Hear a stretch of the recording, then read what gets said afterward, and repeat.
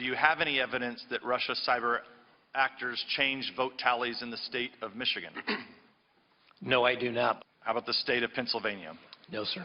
The state of Wisconsin? No, sir. State of Florida? No, sir. The state of North Carolina? No, sir.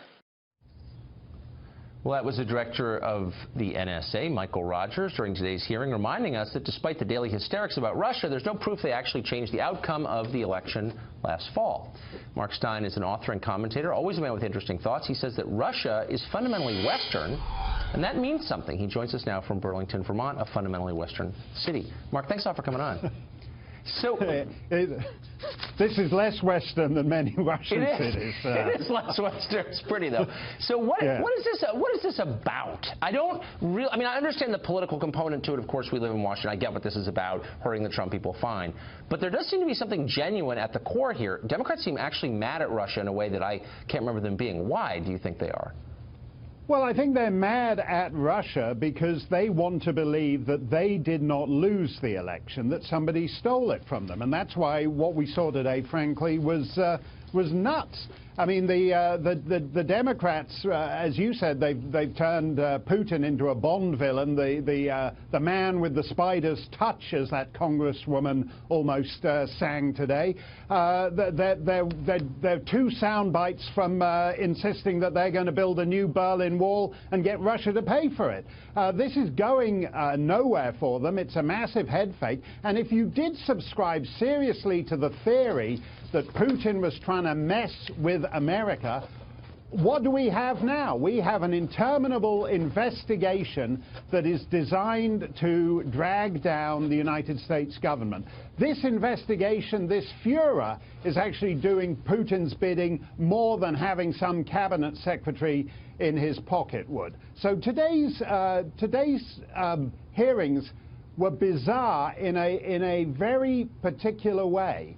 And when someone like Comey says, you know, Vladimir Putin absolutely hates Hillary Clinton, what business is that of a domestic law enforcement agency? Why the hell is the FBI wasting its time trying to figure out what Vladimir Putin thinks of some washed-up has-been presidential candidate? And also, how would they know? And of course, that's fundamentally unknowable, and you shouldn't say you know things when you don't, especially in sworn testimony on Capitol Hill. So what should our posture toward Russia be? What should we think of Russia, those of us who are not caught up in that? I'm kind of agnostic. What should I think about Russia?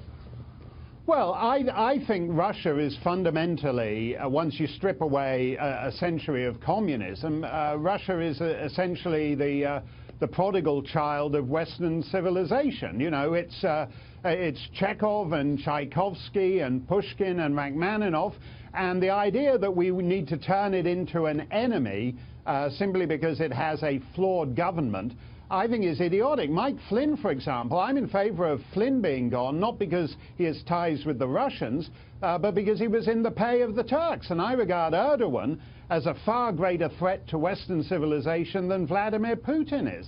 And that conversation you are having at the top of the show, in which Democrats are demanding that we double down on sanctions, again, I think we ought to start thinking about this in a reasonable way. Crimea, I speak as a 19th century imperialist here, so Crimea and Balaclava and Sebastopol and the charge of the Light Brigade are engraved in my soul, but I think Crimea is a legitimate sphere of Russian influence. And the idea that Democrats are suddenly prepared to launch World War III over Crimea is completely preposterous. Where were they on this 40 years ago?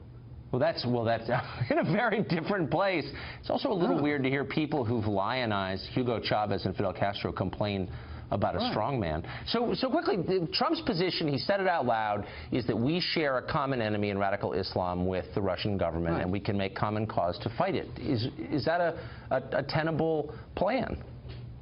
I think so. Trump at his rally tonight was emphasizing America first. Make America great again. Putin wants to make Russia great again. And insofar as those objectives don't conflict, We should think strategically. Russia, frankly, has had a much better track record in Syria. They've kept their strong man in place. We've spent 15 years in a ramshackle Stone Age basket case like Afghanistan for 15 years, and we've got nothing to show for it. There's actually, Trump's right. We could learn from Putin in these parts of the world. Nicely put. As always, Mark Steyn, the best. Thank you. Thanks a lot, Tucker. Enjoyed it.